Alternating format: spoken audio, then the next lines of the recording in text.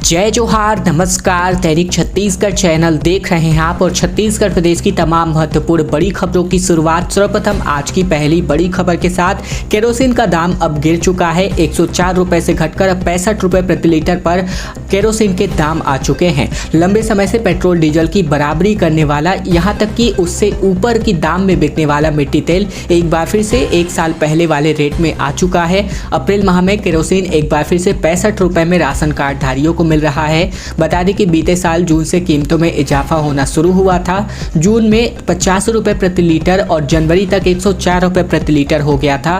राज्य भर में तकरीबन 14 लाख और वहीं रायपुर में 4 लाख लीटर मिट्टी तेल की खपत हर महीने हो रही थी, जबकि अगर कीमत बढ़ी तो खपत भी यहाँ पर कम हो गया था। जुलाई 2022 में ये खपत शून्य पर जा पहुंची थी और ऐसे में नवंबर 2022 से जनवरी 2023 तक मिट्टी तेल का उठाव 1 लाख लीटर से भी कम हो गया था। और अब इस बार एक बार फिर से डीलरों ने अपनी डिमांड भेज दी है। कार्डधारी मौसम खराब होने के चलते ब्लैकआउट होने के कारण राशन दुकानों में मिट्टी तेल की मांग कर रहे हैं। गलत जानकारी देकर के पात्र बने 23,000 ऐसे किसान हैं जिनके खाते में 31 करोड़ की जो राशि भेज दी गई है, उनकी अब वसूली होने वाली है। किसानों को आर्थिक रूप से मजबूती प्रदान करने के लिए उद्देश्य से शुरू की गई प्रधानमंत्री किसान सम्मान निधि योजना का लाभ टैक्स पेयर किसान और अपात्रों ने भी उठाया है। सूत्रों की माने तो विभाग ने 33 करोड़ से अधिक की राशि वसूलना है और ऐसे में अब रिकवरी के लिए कृषि विभाग के अधिकारी कर्मचारियों को मशक्कत करनी पड़ रही है। लघु सीमांत किसानों की आर्थिक स्थिति को सुदृढ़ बनाने के उद्देश्य से केंद्र शासन की ओर से प्रधानमंत्री किसान सम्मान निधि योजना शुरू की गई थी और इसके तहत ऐसे किसान जिनके पास 5 एकड़ से कम की भूमि है, उनके खाते में इस योजना के तहत सालाना 6,000 रुपए की राशि 3 चरणों में प्रदान करना है। लेकिन जिले में ऐसे कई किसान हैं। तकरीबन किसानों की संख्या 1,36,000 है, जिनमें से लगभग 81,155 किसानों ने EKYC अपडेट कराया है और अब EKYC अपडेट होने के पूर्व टैक्स अदा करने वाले किसान भी अपात्र हो जाने की वजह से इस योजना के तहत राशि आहरण कर लिए हैं, जिनके खाते से अब वापसी होने वाली है। बॉलीवुड फिल्म रायपुर में शूट होने वाली है। शादी में जरूर आना की डायरेक्टर रत्ना सिंह यहां पर लोकेशंस तलाश रही हैं। मशहूर एक्टर और एक्ट्रेस इस बॉलीवुड फिल्म में अपना रोल अदा करने वाली हैं। दरअसल रायपुर में जल्द ही एक पूरी बॉलीवुड की फिल्म की शूटिंग होने वाली है। अब तक बहुत से बॉलीवुड फिल्मों और वेब सीरीज के प्रोजेक्ट रायपुर और छत्तीसगढ़ के अन्य जिलों में शूट किए गए हैं, मगर ये पहला मौका होगा जब कोई फिल्म पूरी तरीके से ही रायपुर में शूट होगी। और ऐसे में बात करें तो मुंबई से फिल्म मेकर्स और प्रोडक्शन टीम इन दिनों रायपुर पहुंची हुई है। अलग अलग लोकेशंस का यहाँ पर मुआयना किया जा रहा है। इन बॉलीवुड फिल्म के निर्माण के फिल्म मेकर रत्ना सिन्हा से जुड़ी हुई है। चर्चा में है कि वह इस फिल्म की प्रोड्यूसर होंगी। रत्ना सिन्हा के निर्देशन में बनी फिल्म शादी में जरूर आना काफी चर्चा में रही थी और रायपुर में अपने इस दौरे के बीच रत्ना सिन्हा ने हमारी टीम से अपकमिंग प्रोजेक्ट को लेकर खास बातचीत की। बड़ी खबर, बेमौसम बारिश और ओलावृष्टि की वजह से सब्जी की फसल को काफी ज्यादा नुकसान पहुंचा है। बेमौसम हुई बारिश और ओलावृष्टि के कारण ग्रीष्मकालीन फसलें खराब हो चुकी हैं। ग्रामीण क्षेत्रों में किसानों के लिए बारिश आफत बनकर आई है। इस हफ्ते तेज आंधी और बारिश की वजह से साथ ही साथ ओलावृष्टि के कारण सब्जियों की फसलों को काफी नुकसान हुआ है। कोटमी कला के आसपास की बात करें, जहाँ पर लगभग सभी इलाकों में ओला गिरने की वजह से सब्जी की फसल को बड़ा नुकसान पहुंचा है। हरी मिर्च, टमाटर, बैंगन और अन्य सब्जियों की नर्सरियों को 50 से 60% तक नुकसान के अंदेशा जताया जा रहा है। वही किसानों का मानना है कि बागवानी क्षेत्र और किसानों के लिए एक बड़ा झटका है, क्योंकि सब्जियां इस मौसम में जिले के किसानों के लिए आय का मुख्य स्रोत होती हैं। बिरनपुर हिंसा मामले में अब मुख्य आरोपी की गिरफ्तारी हो चुकी है। पिता और बेटे की हत्या के 9 अन्य आरोपियों को भी अब अरेस्ट किया जा चुका है।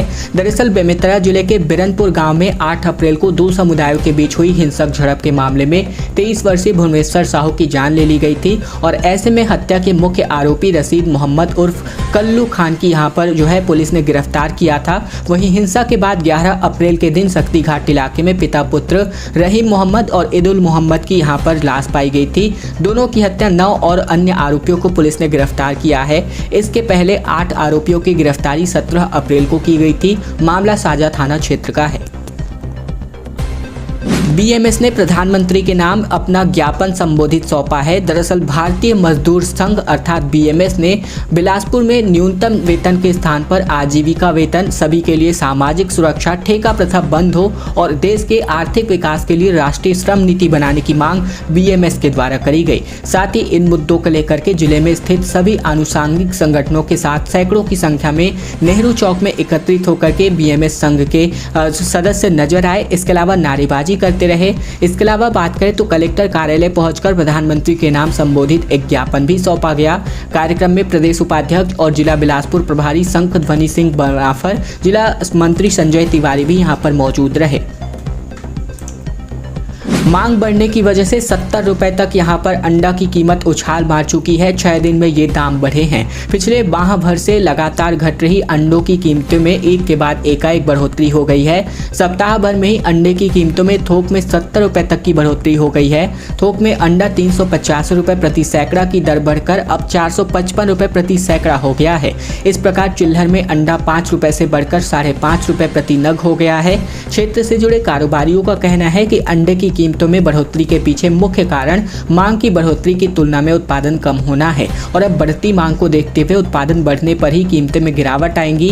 गौरतलब है कि इस वर्ष होली के बाद से ही लगातार अंडे की कीमतों में गिरावट होनी शुरू हो गई थी और अंडे की कीमतें अपने 3 वर्ष के न्यूनतम स्तर पर पहुंच गई थी, लेकिन अब बाजार में मांग जबरदस्त बढ़ोतरी हुई है। पोल्ट्री एसोसिएशन के गौतम घोष के मुताबिक अंडे की कीमतों में अब तेजी के ही आसार बने हुए हैं। रायपुर के साथ ही अन्य शहरों में भी अंडे की मांगों में बढ़ोतरी देखी जा रही है। छत्तीसगढ़ में 2 महीने में अब संघ की 200 शाखाएं बनाने का लक्ष्य रखा गया है। 200 शाखाएं बढ़ चुकी हैं और वर्ष 2025 तक हर ग्राम पंचायत में पहुंचने का लक्ष्य छत्तीसगढ़ में प्रत्येक ग्राम पंचायतों के द्वारा रखा जा रहा है।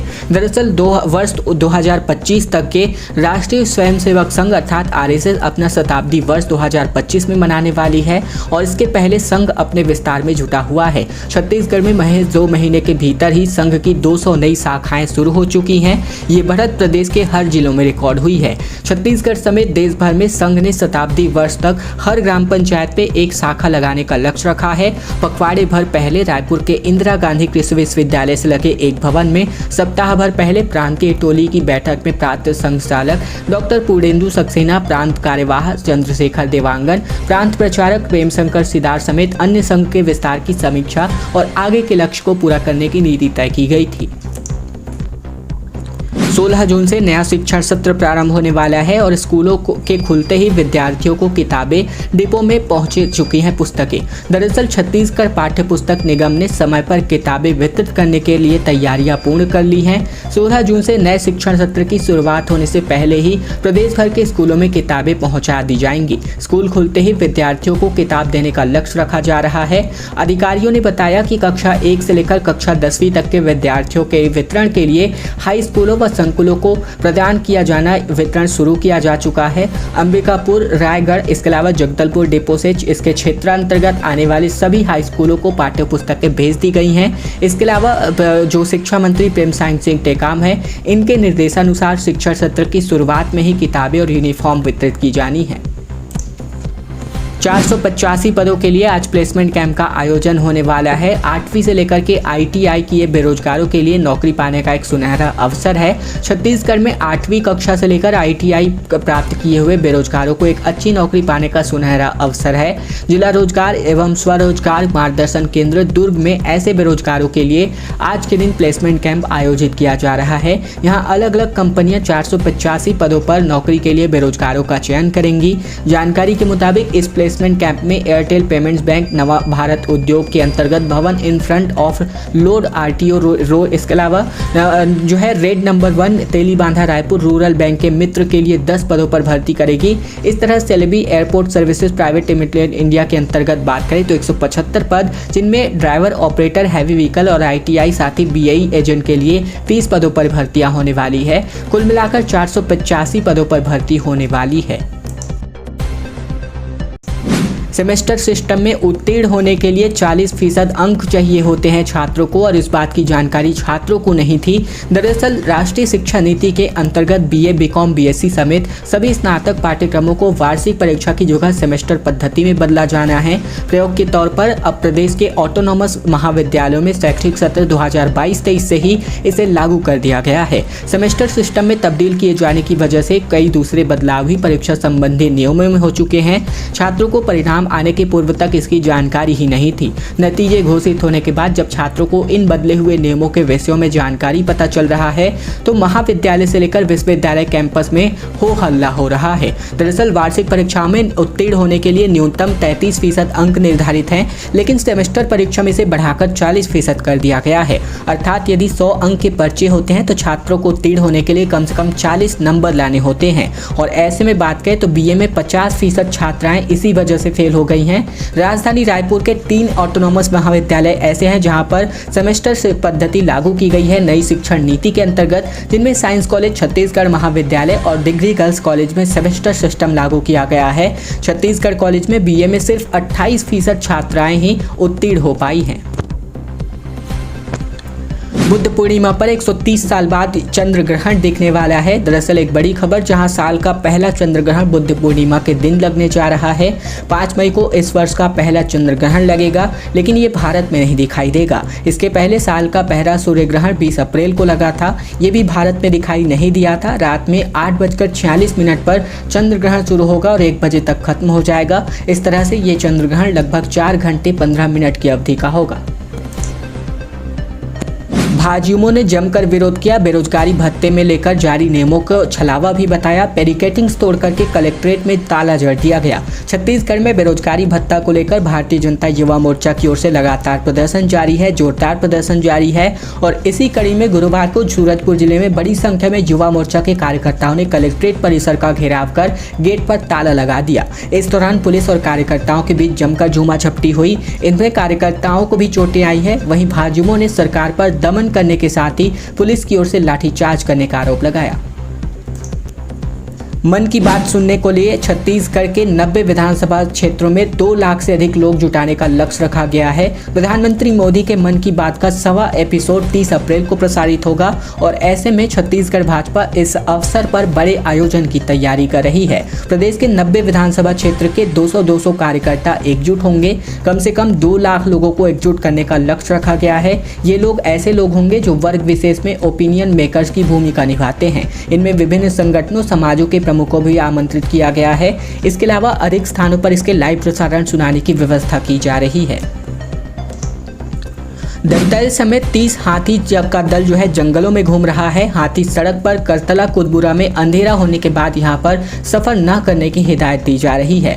कटघोरा वन मंडल के अंतर्गत अब कोरबा वन मंडल के अंतर्गत भी जंगल में हाथी का झुंड घूम रहा है। करतला और कुदमुरा क्षेत्र के तकरीबन 30 हाथियों के झुंड में एक दंतैल यानी कि लोनर हाथी व 8 बेबी एलिफेंट हाथी शामिल हैं। दिन भर जंगल में मौजूद हाथी अंधेरा होते ही गाँव के आसपास और सड़क पर पहुँचने लगते हैं, जिससे रात के समय इन क्षेत्रों में लोगों की आवाजाही से खतरा बढ़ चुका है। इसीलिए वन विभाग के बैरियर में अंधेरा होने के बाद दोपहिया वाहनों में आवाजाही करने वालों को मौजूद कर्मचारियों द्वारा आसपास के क्षेत्र में हाथी की मौजूदगी की जानकारी दी जाती है, जिससे वे सचेत रहें।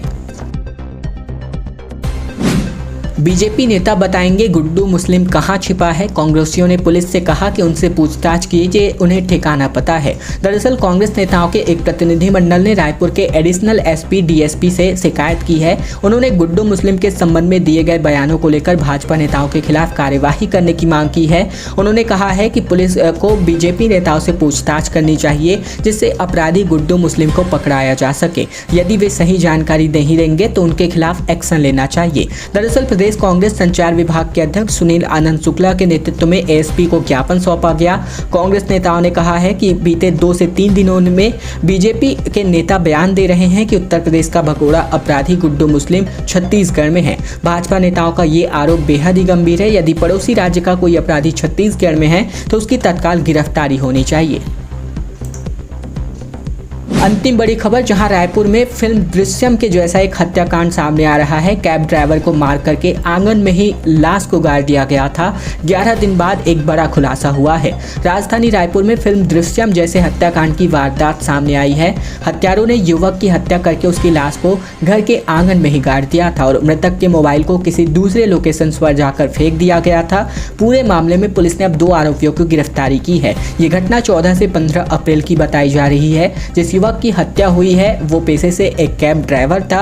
ये कांड अभनपुर में 11 दिन पहले हुआ था और खोला गांव से शव को बरामदी की गई है। हत्यारों ने गाड़ी लूटकर बेचने के नियत से इस हत्याकांड को अंजाम दिया है। मृतक के कुछ दिन से लापता होने के बाद घर वालों ने पुलिस से इसकी शिकायत की थी। छानबीन में पुलिस को अभनपुर के युवकों से सख्ती से पूछताछ करने पर पूरे हत्याकांड का खुलासा हुआ है। खैर दोस्तों, आज की खबरों का सिलसिला बस यही तक का था। अगर आपको यह वीडियो पसंद आए तो वीडियो को लाइक कीजिएगा। चैनल पर नए हैं तो चैनल को सब्सक्राइब कर लीजिएगा ताकि प्रतिदिन की महत्वपूर्ण खबरें, छत्तीसगढ़ समाचार हम आप तक रोजाना पहुंचा सकें। तो चैनल सब्सक्राइब करना मत भूलिएगा।